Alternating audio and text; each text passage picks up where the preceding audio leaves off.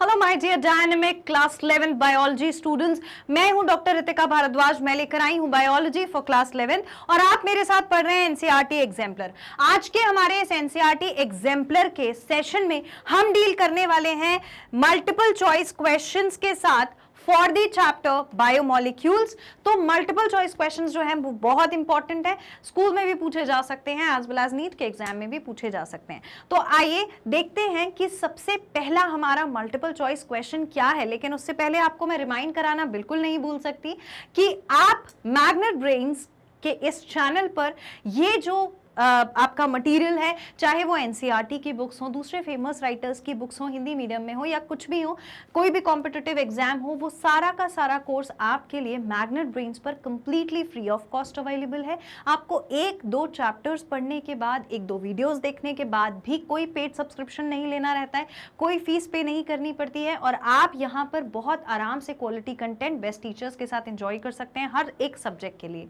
आइए इसी अच्छी बात के साथ हम सेशन स्टार्ट करते हैं और देखते हैं अपना पहला multiple choice question. All right, so the first question says, it is said that elemental composition of living organisms and that of inanimate object, यानी कि हमारे पास एक एलिमेंट है जो लिविंग है, एक ऑर्गेनिज्म है जो लिविंग है और दूसरा हमारे पास कुछ नॉन लिविंग कंपोनेंट है जैसे कि अर्थ क्रस्ट। तो ऐसा कहा जाता है कि इन दोनों में elemental composition are similar in sense that all the major elements are present in both. ऐसा माना जाता है कि अर्थ क्रस्ट में और हमारी बॉडी में मेजरली सारे एलिमेंट्स प्रेजेंट हैं। Then what would be the difference between these two groups, और अगर ऐसा है कि नॉन लिविंग में और लिविंग में दोनों में ही वो मॉलिक्यूल्स प्रेजेंट है तो फिर डिफरेंस क्या है। Choose a correct answer from among the following options. अब हमारे पास ऑप्शंस है, इसमें से हमें सही आंसर को फाइंड आउट करना है। देखते हैं, पहला कहता है living organisms have more gold in them than inanimate object. आपको लगता है लिविंग ऑर्गेनिज्म की बॉडी में ज्यादा गोल्ड प्रेजेंट हो सकता है इनएनिमेट ऑब्जेक्ट यानी कि अर्थ क्रस्ट के कंपैरिजन में? तो ऐसा बिल्कुल नहीं है। अर्थ क्रस्ट में आपको ज्यादा गोल्ड मिलेगा, लिविंग ऑर्गेनिज्म में कम मिलेगा, तो ये ऑप्शन हो गया हमारा गलत। नेक्स्ट ऑप्शन देखिए, living organisms have more water in their body than inanimate object. ऐसा बिल्कुल नहीं है, जमाने में दुनिया में बहुत सारा वाटर प्रेजेंट है, तो ये ऑप्शन भी तो गलत हो गया। ऐसा नहीं कि हमारी बॉडी में वाटर कम प्रेजेंट है, हमारी बॉडी में भी वाटर बहुत प्रेजेंट है, पर अगर आप अर्थ क्रस्ट से कंपेयर करोगे तो वहां ज्यादा प्रेजेंट है। तीसरा, living organisms have more carbon dioxide, carbon, oxygen, hydrogen per unit mass than inanimate object. ये सही है, ठीक है, क्योंकि लिविंग ऑर्गेनिज्म की बॉडी में इस पे कोई दोहराए नहीं है, कोई मतलब कि डिस्कशन ही नहीं है कि हमारी बॉडी में कार्बन भैया बहुत ज्यादा प्रेजेंट है, हर एक चीज में कार्बन प्रेजेंट है, हर एक चीज में ऑक्सीजन और हाइड्रोजन प्रेजेंट है। सारी चीजों ने इन्हीं को इन चीजों से सारी चीजें मिलकर बनी है ना हमारी बॉडी में। चाहे हमने देखा था शुगर मतलब कार्बोहाइड्रेट, हमने देखे थे अमाइनो एसिड्स, तो ये सारे एलिमेंट्स तो प्रेजेंट है ही, तो इनका मास ज्यादा है as compare to inanimate object. Yes, definitely this is true. Next है living organisms have more calcium in them than inanimate object। तो ऐसा भी नहीं है, कैल्शियम आपको inanimate objects में भी ज्यादा मिल जाएगा। So the correct option is option C for this answer according to us। तो आइए इसका आंसर चेक करते हैं, क्या ऑप्शन सी करेक्ट आंसर है? So yes, option C is the correct answer। Next question देखिए, नेक्स्ट क्वेश्चन कहता है many elements are found in living organisms either free और in the form of compound. Living organisms में ना बहुत सारे compounds एक साथ पाए जाते हैं, तो या तो फ्री फॉर्म में हो सकते हैं या तो फिर किसी के साथ कंपाउंड बना के प्रेजेंट हो सकते हैं। मान लिया बिल्कुल प्रेजेंट है, बहुत सारे प्रेजेंट है। नेक्स्ट कहता है विच of the following is not found in the living organism. अब हमारे लिविंग ऑर्गेनिजम्स में, हमारे लिविंग ऑर्गेनिजम्स में कौन सा वाला हमें देखने को नहीं मिलता? तो जब हम लिविंग ऑर्गेनिजम्स को देखते हैं तो हमें कौन सा वाला देखने को नहीं मिलेगा? Among the options. अपने मन से नहीं सोचना है, जो ऑप्शंस दिए उसके हिसाब से सोचना है। पहला है सिलिकॉन, दूसरा है मैग्नीशियम, तीसरा iron and then we have sodium. तो सोडियम नीचे से चालू करते हैं। सोडियम हमारे पास बहुत सारा प्रेजेंट है। अगर सोडियम बैलेंस कम हो जाता है ना तो बहुत फैटल सिचुएशन हो जाती है। मैंने आपको बताया था बॉडी में देखो डायबिटीज कम ज्यादा चल सकती है, लेकिन जो सॉल्ट है ना उसका बैलेंस कम हुआ अगर तो बहुत क्रिटिकल सिचुएशन होती है। आप मेडिकल कॉलेज में जाकर आके पढ़ोगे। तो सोडियम तो भाई होना बहुत जरूरी है। हमें क्या फाइंड आउट करना है कि कौन सा नहीं मिलता, which is not found found in living organism, तो सोडियम तो मिलेगा, है ना, तो ये वाला ऑप्शन तो हमारा आंसर नहीं हो सकता। ऊपर चलो, आयरन, आयरन जो है वो प्रेजेंट है ना हीमोग्लोबिन ब्लड में। मम्मी कहती नहीं है कि पालक की सब्जी खाओ तो इसमें आयरन होता है तो आपका ब्लड अच्छा रहेगा, तो आयरन तो प्रेजेंट है। नॉट फाउंड वाला पूछा है तो ये ऑप्शन भी हमारा आंसर नहीं होगा, ये गया, ये गया, ठीक। फिर मैग्नीशियम, मैग्नीशियम भी हमारी बॉडी में प्रेजेंट है। वो जो मैग्नीशियम और सोडियम जो है ये दोनों की दोनों प्रेजेंट हैं, बहुत सारा मसल में काम हो रहा है, मैग्नीशियम का इन्वॉल्वमेंट होगा, तो ये भी नहीं होगा आंसर। दूसरा ऊपर चलो, सिलिकॉन, सिलिकॉन का हमारे पास काम नहीं है बाबा, तो लिविंग ऑर्गेनिजम्स के पास कौन प्रेजेंट नहीं होता है? सिलिकॉन। दिए गए ऑप्शंस में से ऐसा ऑप्शन है जो प्रेजेंट नहीं है, अदरवाइज तो बहुत सारे ऐसे एलिमेंट है, लेकिन हमें ऑप्शन में से फाइंड आउट करना है। So according to us the right answer is option A, that is silicon. Clear? तो इसका अब हम आंसर चेक करते हैं भाई, क्या है answer? So right answer is option A, silicon, for all the obvious reasons. आइए नेक्स्ट क्वेश्चन देखते हैं। नेक्स्ट क्वेश्चन कहता है amino acids have both amino group and carboxyl group in their structure. तो सही बात है कि जो अमाइनो एसिड्स होते हैं, अमाइनो एसिड्स होते हैं वो किस चीज के बने होते हैं? वो बने होते हैं कार्बोक्सिल ग्रुप के। उनमें कार्बोक्सिल ग्रुप भी प्रेजेंट रहता है एक पे, दूसरे नंबर पे इनके पास इनके स्ट्रक्चर में अमाइनो ग्रुप भी प्रेजेंट रहता है। कार्बोक्सिल ग्रुप भी चाहिए इनको और अमाइनो ग्रुप भी चाहिए, ठीक है। विच of the following is an amino acid? तो ऐसा अमाइनो एसिड हमें फाइंड आउट करना है किसमें से? दिए गए ऑप्शंस में से। ऑप्शंस हैं formic acid, glycerol, glycolic acid and glycine. तो मैंने आपको ये जो अमाइनो एसिड्स है ना इंपॉर्टेंट, इनकी लिस्ट बताई थी सेशन में जब रिवाइज कराया था, जिसको हमको याद करना था। तो देखो अब क्या है कि आपको ये मालूम है कि अमाइनो एसिड्स किस चीज के बने होते हैं। बेसिकली अगर हम बात करें तो अमाइनो एसिड्स क्या होते हैं ये मेरे सारे स्टूडेंट्स को मालूम है, लेकिन हर बार डिफरेंशिएट करना प्रैक्टिकली आपके लिए थोड़ा मुश्किल होगा, इसीलिए मैंने आपको एक लिस्ट दी थी याद करने के लिए। तो वो जो लिस्ट है जो हमें याद करनी थी, उसमें दिए गए ऑप्शंस में से कौन सा वाला था, बस हमें इतना ही तो मेमोराइज करना है। तो देखो, formic acid is not an amino acid, तो ये हटा दो। ग्लिसरॉल भी अमाइनो एसिड नहीं होता, तो ये हटा दो। ग्लाइकोलिक एसिड भी नहीं होता, तो ये हटा दो। कौन सा होता है? Glycine is the amino acid. So the amino acid that is present in our answer is glycine. वो कौन है? ग्लाइसिन है। All right, clear? So according to us the right answer that we find is option D for this question. Option D हमें सही दिखता है। चलिए आइए चेक करते हैं अपना answer. What is the correct answer? Option D, that is glycine. Amino acid, glycine is an amino acid. All right. Next question देखिए. An amino acid under certain condition have both positive and negative charges.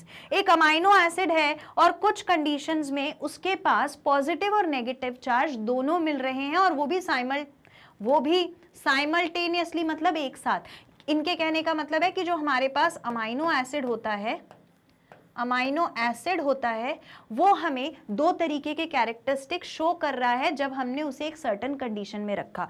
तो मैंने आपको ऐसा कुछ पहले भी बताया था। मैंने आपसे कहा था कि अगर मैं एक जार ले लूं, उसमें मैं एक सोल्यूशन डालूं जिसमें अमाइनो एसिड डला है, और अमाइनो एसिड उसमें पॉजिटिव चार्ज भी शो कर रहा है, नेगेटिव चार्ज भी शो कर रहा है, तो आपको नहीं लगता कि ये दोनों बहुत अलग बातें हैं कि पॉजिटिव चार्ज भी है, नेगेटिव चार्ज भी है?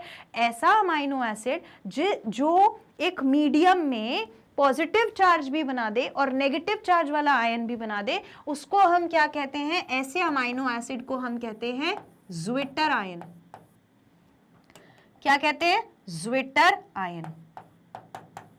Zwitter ion is the one which possess both the positive and the negative charge under certain solution. किसी एक solution में दोनों अगर वो बना सकता है तो, ठीक है। तो Zwitter ion कहते हैं। तो इसमें पूछा है amino acid under certain condition have both positive and negative charge. Amino acid positive भी बनाया, नेगेटिव भी बनाया, साइमल्टेनियसली, यानी कि एक साथ बनाया। ये भी ध्यान रखना जरूरी है, अलग अलग तो बनाता ही है पर एक साथ भी बना सकता है, पर उसके लिए कंडीशन जरूरी होती है। Such form of amino acid is called, तो उसे हम क्या कहते हैं? ज्विटर आयन कहते हैं। तो एक्चुअली हमारा आंसर हमको मिल गया है। अब ऑप्शन देखते हैं। एसिडिक फॉर्म कहलाएगा, जब दोनों नेगेटिव पॉजिटिव बन रहे हैं तो एसिडिक थोड़ी होगा, तो एसिडिक हटा दो, ठीक। दूसरा बेसिक बनाएंगे, बेसिक भी नहीं बनाएंगे। तीसरा एरोमेटिक बनाएंगे, ना ना ना, एरोमेटिक तो हमने नहीं देखा। क्या बनाएंगे? ज्विटर आयनिक फॉर्म बनाएंगे, डेफिनेटली ज्विटर आयनिक फॉर्म बनाएंगे। Zwitter ion and zwitter ionic forms are the same thing. तो ऐसा कोई भी, ध्यान रखना, ये बहुत इंपॉर्टेंट क्वेश्चन है, ऐसा कोई भी अमाइनो एसिड जो कैपेसिटी रखता है एक सोल्यूशन में अंडर सर्टेन कंडीशन कि वो पॉजिटिव भी बना दे और नेगेटिव भी बना दे, ये मैंने आपको सेशन में भी एक्सप्लेन किया हुआ है, तो उसे हम कहते हैं ज्विटर आयनिक फॉर्म या फिर ज्विटर आयन। क्लियर? आप इसे लिखना चाहते हो लिख के रख सकते हो। Now let's check the answer, let's see what is the answer. So the answer is option D, that is zwitter ionic form. Clear? Next question देखिए, next question says शुगर्स जो होती हैं, शुगर के बारे में क्वेश्चन है, मीठा मीठा क्वेश्चन है। Sugars are technically called as carbohydrates. Sugar को हम कार्बोहाइड्रेट्स बोलते हैं क्या? हाँ बिल्कुल बोलते हैं। Referring to the fact that their formula are commonly multiple of CH2O। देखो जब हम अपना ग्लूकोज लिखते हैं ना, जैसे C6H12O6 लिखा, तो उसमें क्या होता है कि C तो वही रहता है लेकिन H2O ऐसा हो जाता है, ठीक है। तो H हमेशा 2 में प्रेजेंट होगा और O उतना ही रहेगा जितना कि कार्बन डाइऑक्साइड प्रेजेंट है, ठीक है।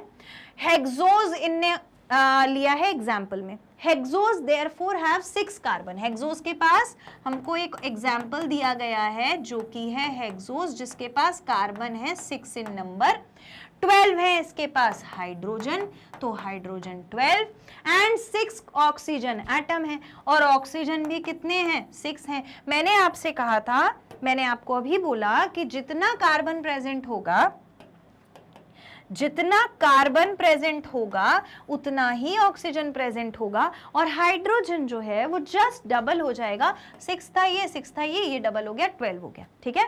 तो हेक्सोज ऐसा है जिसमें कि 6 कार्बन है, 12 हाइड्रोजन है, 6 ऑक्सीजन है। ग्लूकोज जो है वो हेक्सोज है, और फिर नीचे लिखा है choose from among the following another hexose. अब हमें दूसरा हेक्सोज निकाल के बताओ। तो ऑप्शन हमारे पास क्या क्या है? हेक्सोज मतलब वही होगा जिसके पास वापस से ये कॉम्पोजिशन प्रेजेंट हो। तो हमें ऑप्शन दिया है fructose, इरेथ्रोज, ribulose and ribose, 4 option है, ठीक है। इन ऑप्शंस को जब आप देखते हो तो इनके स्ट्रक्चर में फ्रक्टोज जो है, ठीक है, उसके पास होते हैं कार्बन 6, हाइड्रोजन 12 और ऑक्सीजन भी कितने? 6, ठीक। इरेथ्रोज के पास कार्बन होते हैं 4, राइबोलोज और राइबोज दोनों के पास कार्बन होते हैं 5। इसको क्या चाहिए? हेक्सोज वाला स्ट्रक्चर। हेक्सोज का स्ट्रक्चर क्या होता है? ये होता है 6 12 6 6 12 6। तो सही हमको कौन मिलता है? इससे मिलता जुलता फ्रक्टोज। बाकी तीनों ऑप्शंस में से इरेथ्रोज के पास 4 कार्बन है, राइबोलोज और राइबोज के पास 5 कार्बन है, तो बाकी दोनों ऑप्शन तो कार्बन से ही फेल हो जाते हैं। कहां आप ऑक्सीजन और हाइड्रोजन की बात कर रहे हो? So the right option that we find is कि फ्रक्टोज जो है उसके पास भी 6 कार्बन होते हैं, 12 होते हैं हाइड्रोजन, ऑक्सीजन होते हैं 6। Right option that we find is option A, that is fructose. आइए चेक करें। So the right option is fructose, that is option A. I hope this is clear. Next question देखिए.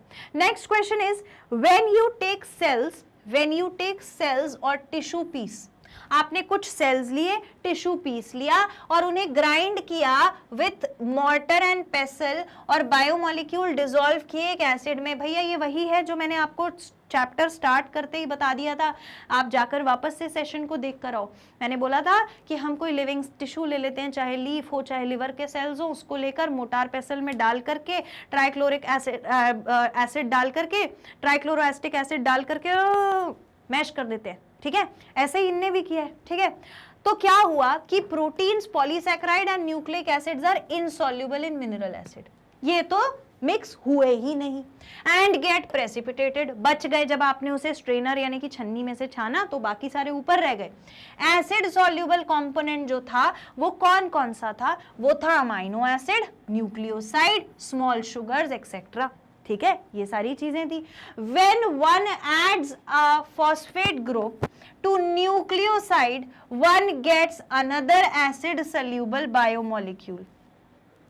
मजे की बात है कि अगर आप फॉस्फेट ग्रुप मिलाते हो न्यूक्लियोसाइड के साथ तो हमें एक और बायोमोलिक्यूल मिलता है। आपने न्यूक्लियोसाइड लिया, उसके साथ फॉस्फेट ग्रुप को मिलाया। किसको मिलाया है? फॉस्फेट ग्रुप को। तो ऐसा स्ट्रक्चर जहां पर ये न्यूक्लियोसाइड और फॉस्फेट मिल जाते हैं तो वो मिल करके आगे क्या बनाते हैं? ऐसा स्ट्रक्चर जहां पर न्यूक्लियोसाइड प्लस फॉस्फेट मिल जाए, वो आगे जाकर जो स्ट्रक्चर फॉर्म करते हैं उसे हम कहते हैं न्यूक्लियोटाइड। उसे हम क्या कहते हैं? न्यूक्लियोटाइड।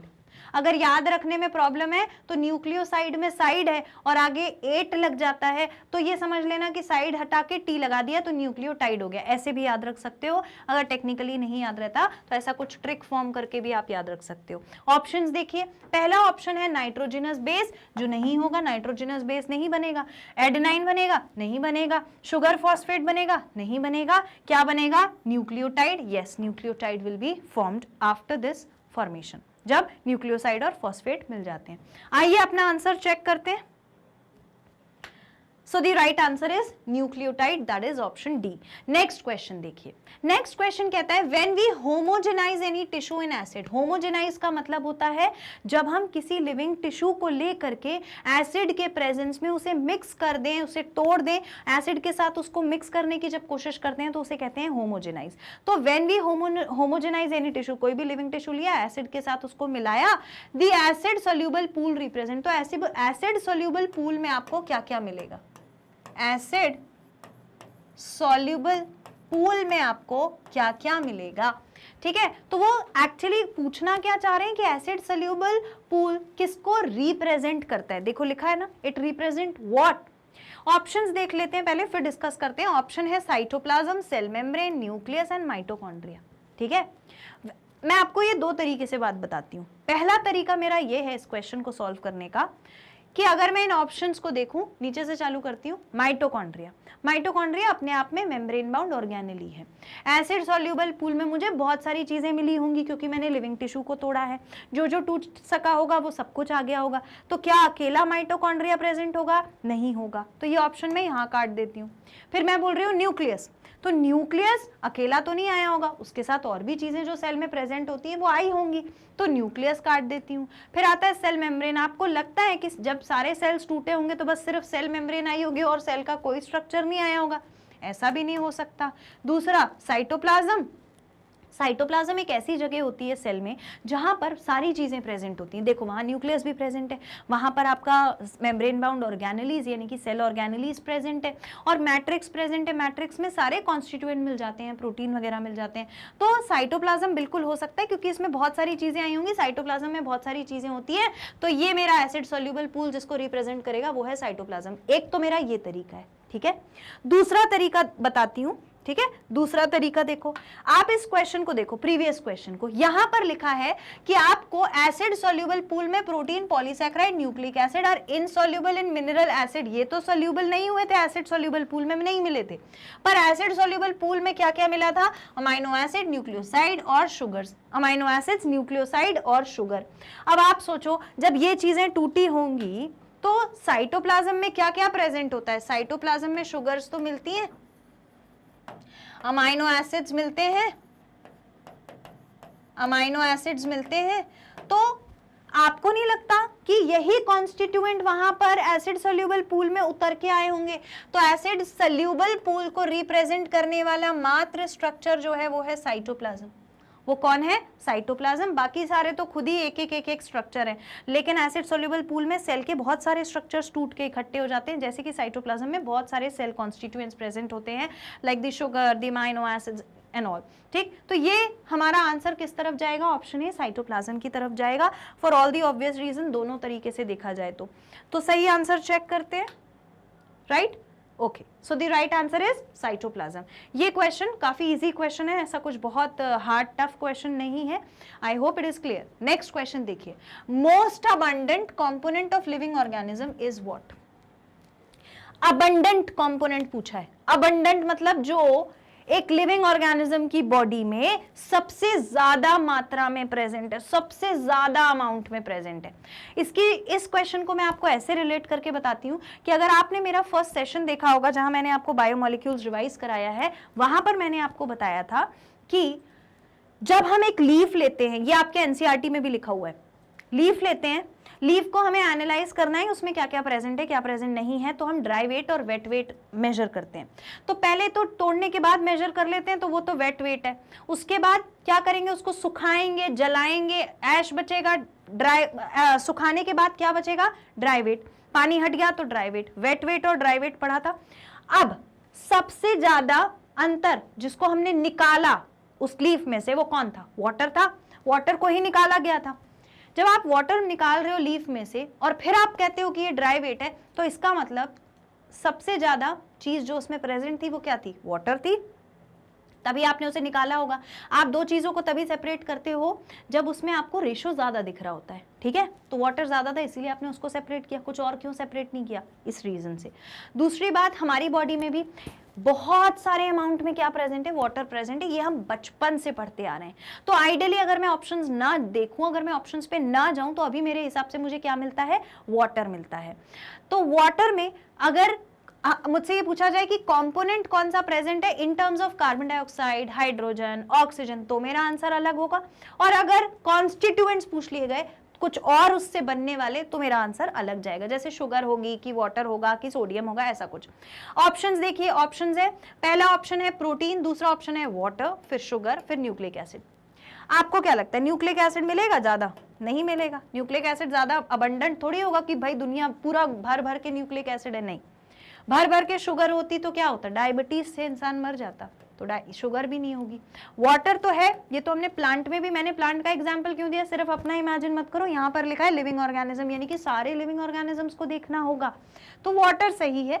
प्रोटीन की बात करें तो प्रोटीन हर स्ट्रक्चर में प्रेजेंट नहीं है, हर लिविंग ऑर्गेनिज्म में ऐसे भी स्ट्रक्चर्स है जिनके पास प्रोटीन नहीं भी होता या कम होता है, तो प्रोटीन भी आंसर नहीं होगा। So the right option that we see is option B for now, कि वाटर हर लिविंग ऑर्गेनिज्म में अबंडेंट क्वांटिटी में भर भर के प्रेजेंट है। आप देखो हमारे पास, हमारे सेल्स के अंदर भी वाटर है, हमारे ब्लड के अंदर भी वाटर है, 90% भैया वहां प्लाज्मा के पास देखा था ना जब ब्लड पढ़ा था, तो इतना सारा वाटर प्रेजेंट है। फिर उसके बाद सेल्स हो गए और हमारा प्लाज्मा हो गया, टिश्यूज के पास भी बहुत सारा वाटर प्रेजेंट है। तो बेसिकली वाटर हमारी बॉडी में सबसे ज्यादा प्रेजेंट है, प्लांट में भी प्रेजेंट है। So right option that we find is option B. Let's check the answer. So right answer is option B, that is water. Next question देखिए, next question says a homopolymer, homopolymer क्या होता है, पहले तो यही discussion चालू हो जाता है। homopolymer, homo मतलब होता है एक जैसा, polymer मतलब होता है छोटी छोटी मोनोमर यूनिट को मिलाकर के एक चेन बनी होगी, तो एक जैसे मॉलिक्यूल्स ने मिलकर के जो चेन बनाई वो homopolymer। A homopolymer has only one type of building block called monomer repeated n number of time। हाँ बिल्कुल, ये खुद ही बता दिया है इसने कि होमोपॉलीमर क्या होता है, जब एक ही जैसे बिल्डिंग ब्लॉक्स को यानी कि मोनोमर्स को n नंबर ऑफ टाइम्स यानी बहुत सारे टाइम्स हम क्या कर लेते हैं, रिपीट कर लेते हैं। A heteropolymer has more than one type of monomer, और हेटेरो, होमो का मतलब होता है सेम, तो एक जैसे मोनोमर यूनिट होंगे। हेटेरोपॉलीमर में क्या होगा, हेटेरो का मतलब होता है डिफरेंट, तो हेटेरो के साथ पॉलीमर लगा है, हेटेरो मतलब डिफरेंट, पॉलीमर मतलब छोटी छोटी मोनोमर यूनिट को मिलाकर बनाए, तो छोटी छोटी मोनोमर यूनिट जो अलग अलग टाइप की रही होंगी उनको मिलाकर जो बनता है वो होता है heteropolymer. Has more than one type of monomer, हाँ बिल्कुल। तो इनने पूछा है प्रोटीन्स जो है वो हेटेरोपॉलीमर है, यानी कि प्रोटीन को हम बोल सकते हैं कि it is made up of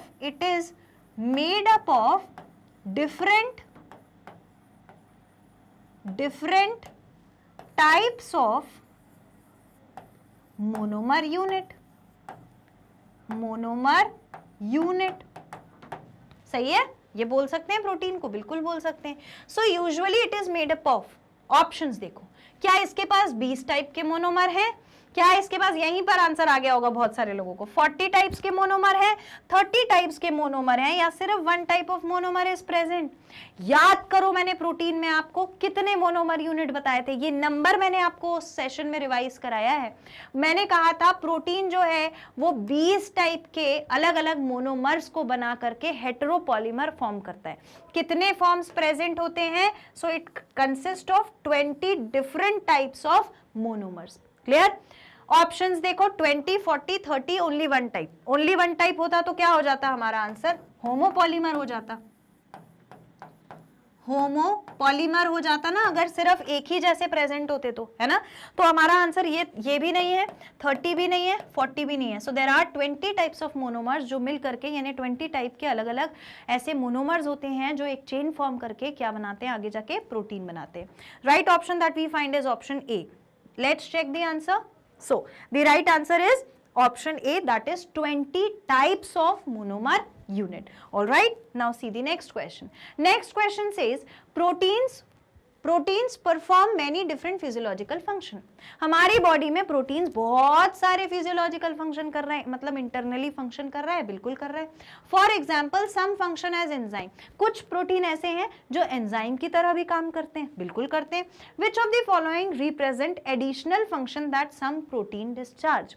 तो प्रोटीन का कुछ एक एडिशनल फंक्शन पूछा गया है। प्रोटीन्स का एडिशनल फंक्शन पूछा गया है। क्या है भाई प्रोटीन का एडिशनल फंक्शन? कुछ एक्स्ट्रा काम भी करते हैं क्या? हाँ बिल्कुल करते हैं। ऑप्शंस देखो क्या क्या है। एंटीबायोटिक, क्या प्रोटीन्स जो है वो एंटीबायोटिक्स बना लेंगे? एंटीबायोटिक्स तो नहीं बनाएंगे। Then pigment conferring colour to skin, skin को कलर देने वाला पिगमेंट तो मेलानिन होता है, वो भी नहीं बनेगा। Pigment making colours of flowers, flowers में कलर कौन बनाता है? फ्लावर्स देखो, प्लांट में लीव्स होती हैं ग्रीन कलर की क्लोरोफिल की वजह से, और दूसरे सारे कलर आते हैं ज़ैंथोफिल और केराटिनॉइड की वजह से, तो ये भी नहीं होंगे। नेक्स्ट चलो हार्मोन्स, यस डेफिनेटली प्रोटीन्स का एडिशनल फंक्शन जो है वो है हार्मोन्स को बनाना, ठीक है। और हार्मोन्स हमेशा थोड़ी सी क्वांटिटी में रिक्वायर्ड होते हैं और काम बहुत सारा कर जाते हैं, छोटे पैकेट में बड़ा धमाका होते हैं। So the right option that we find is option D, that is hormone. बाकी ऑप्शंस के मैंने आपको रीजन भी बताए और वो ऑप्शंस हमारे गलत भी हैं। So the right option is option D. Let's check the answer. Okay, so option D is the correct answer. Next question देखिए। Next question says glycogen is a homopolymer made up of। वापस से वही बात आती है, हमारे पास दिया हुआ है ग्लाइकोजन जो कि है एक होमोपॉलीमर। क्या है? होमोपॉलीमर, जिसमें होमो का मतलब है सेम टाइप के, पॉलीमर यानी कि बहुत सारे n number of monomers, n number of monomer unit, ठीक है। ऑल राइट, तो ग्लाइकोजन को कौन से होमोपॉलीमर ने बनाया होता है? ग्लाइकोजन को बनाने वाला होता है शुगर, ठीक है। शुगर, कौन सा वाला शुगर? ग्लूकोज, ऐसे याद रखना, कौन सा वाला शुगर? ग्लूकोज वाला शुगर। तो ग्लूकोज के बहुत सारे एक जैसे मॉलिक्यूल्स मिलकर एक ग्लूकोज के मोनोमर्स मिलकर के एक होमोपॉलीमर बनाते हैं जो आगे जाके ग्लाइकोजन बनाता है। ऑप्शंस देखिए, पहला है ग्लूकोज यूनिट, दूसरा है गैलेक्टोज, तीसरा है ribose and the fourth one is amino acids. So the right option is glucose unit. Galactose वाला नहीं होगा, राइबोज भी नहीं होगा, अमीनो एसिड्स भी नहीं होगा, ठीक है। So this is the explanation and the right answer that we find is a glucose unit, that is option A. Clear? All right. Now see the next question. Next question, अरे हाँ answer तो हमने check ही नहीं किया था, हम तो next question देखने जा रहे थे। हाँ तो सही आंसर हमारा क्या है? Option A, that is glucose unit. ये तो हमें कंफर्म करना ही था। नेक्स्ट क्वेश्चन देखिए। नेक्स्ट क्वेश्चन कहता है the number of ends in glycogen molecule would be. एक ग्लाइकोजन मॉलिक्यूल के अंदर हमें कितने एंड्स देखने को मिलते हैं? ठीक है, पहला ऑप्शन है equal to number of branches plus 1, दूसरा equal to number of branch point, तीसरा है 1 और फोर्थ ऑप्शन है 2, 1 on the left side and another on the right side. तो ये जो हम बात कर रहे हैं ग्लाइकोजन मॉलिक्यूल की, ठीक है, number of ends glycogen molecule में कितने होंगे। जब भी ग्लाइकोजन मॉलिक्यूल बनता है, जब भी ग्लाइकोजन मॉलिक्यूल बनता है, ठीक है, तो इसमें लिंकेज प्रेजेंट होता है, ठीक है। कौन कौन सा लिंकेज होता है, इसमें होता है 1,4 ग्लाइकोसाइडिक लिंकेज, ये मैंने आपको पहले भी पढ़ाया हुआ है। दूसरा इसमें होता है 1 and 6 ग्लाइकोसाइडिक लिंकेज, ये दोनों लिंकेज प्रेजेंट होते हैं, ये तो हमने पढ़ा हुआ है। ऑप्शन में पूछा है नंबर ऑफ एंड्स कितने होंगे, तो नंबर ऑफ एंड्स उतने ही होंगे, क्योंकि ये जो यूनिट्स है ना, ये डिपेंड करता है कि कितनी ब्रांचेस इन्वॉल्व थी, कितनी ब्रांचेस जुड़ी हुई थी, यानी कि कितने मॉलिक्यूल्स जुड़े थे। जितनी भी ब्रांचेस होती हैं हम उसमें +1 कर देते हैं, ब्रांचेस के साथ हम +1 कर देते हैं, तो हमारे एंड्स हमें पता चल जाते हैं। So number of ends glycogen molecule में कितने होंगे, ब्रांचेस जितनी भी होंगी +1। ऑप्शंस देखिए, equal to number of branches +1, हाँ ये बिल्कुल सही है, equal to number of branches point नहीं होगा अकेला, उसके साथ 1 होना जरूरी है। तीसरा ऑप्शन उन्होंने तोड़ के दे दिया 1, दूसरा ऑप्शन दिया है 2, 1 to the left side another to the right side, कुछ भी बना दिया, तो ये भी नहीं होगा। So the right option that we find is option A, that is equal to the number of branches, जितनी भी ब्रांचेस इस बॉन्ड में बनी होंगी वो ब्रांचेस, और उसके साथ हम +1 कर देते हैं, तो हमें क्या मिल जाता है, हमें मिल जाता है ग्लाइकोजन बनाने वाला molecule. Let us check the right answer. Right answer check करते हैं क्या है।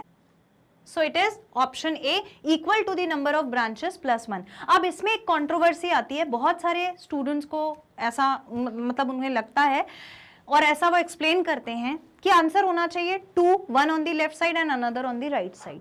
पर ये ऑप्शन क्यों गलत है मैं आपको बताती हूँ। वो ऐसा इसलिए कहते हैं क्योंकि ये जो चेन होती है ग्लाइकोजन की, इसमें ये लिंकेज तो होता है, alpha 1 and 4 and alpha 1 and 6 linkage मिलता है, लेकिन एक होता है रिड्यूसिंग एंड, दूसरा होता है नॉन रिड्यूसिंग एंड, ठीक है।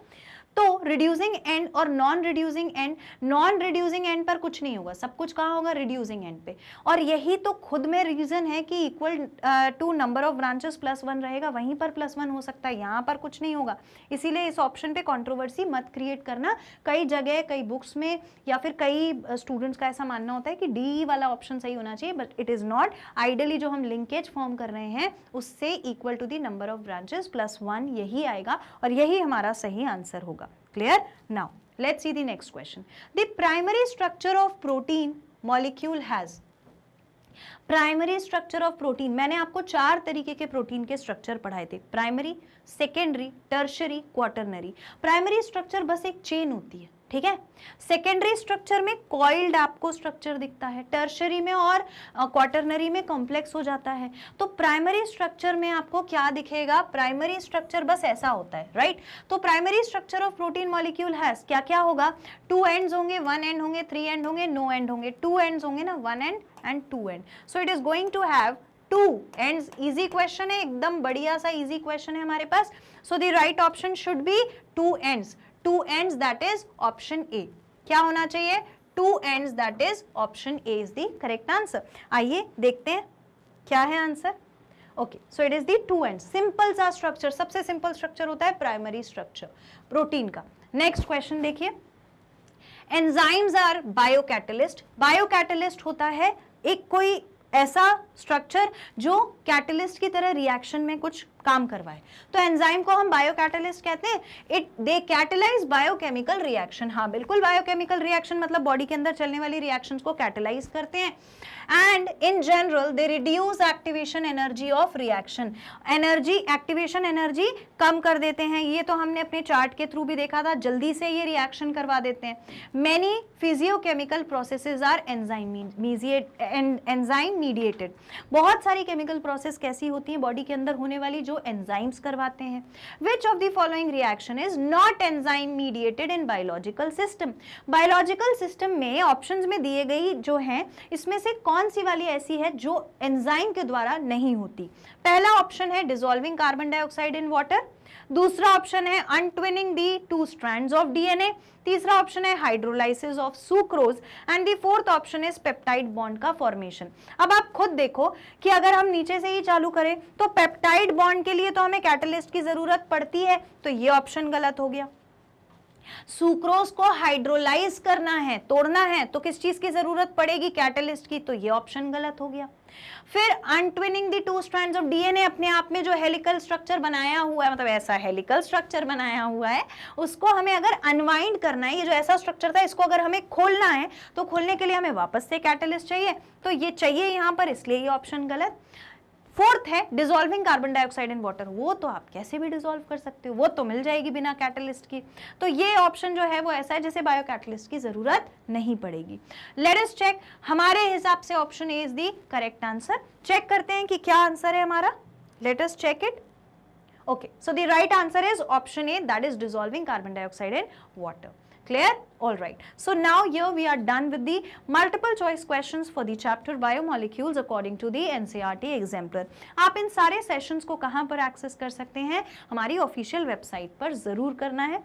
आपको टाइप करना है www.magnetbrains.com, तो एक ऑफिशियल पेज ओपन होगा जहां आपको एक्सप्लोर टॉप कोर्सेज का ऑप्शन दिखेगा, वहां जाकर अपना CBSE K-12 English medium select करिए, क्लास 12 दिखेगा वहां लिखा हुआ, क्लास 11, क्लास 10, 9 सब कुछ मिलेगा, वहां NCERT एग्जाम्पलर 6 to 12 अलग से लिखा है, उस पर जाकर क्लिक करिए तो आपको एक ऐसा विंडो दिखने लगेगा जहां पर सारे NCERT एग्जाम्पलर के अलग अलग टीचर्स के सेशंस दिखेंगे।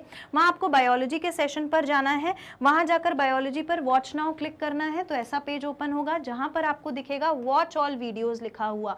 यहाँ नीचे सीक्वेंस में सारे वीडियोस को आप आराम से देख सकते हैं, जो भी सेशन आप देखना चाहते हैं उसे रिवाइज कर सकते हैं, जो कि आपको करना भी चाहिए। जैसे ही आप उस पर वॉच नाउ क्लिक करेंगे तो वीडियो इस तरीके से आपके सामने प्ले हो जाएगा और आप बहुत अच्छे से अपनी प्रिपरेशन कर सकते हैं फॉर क्लास 12।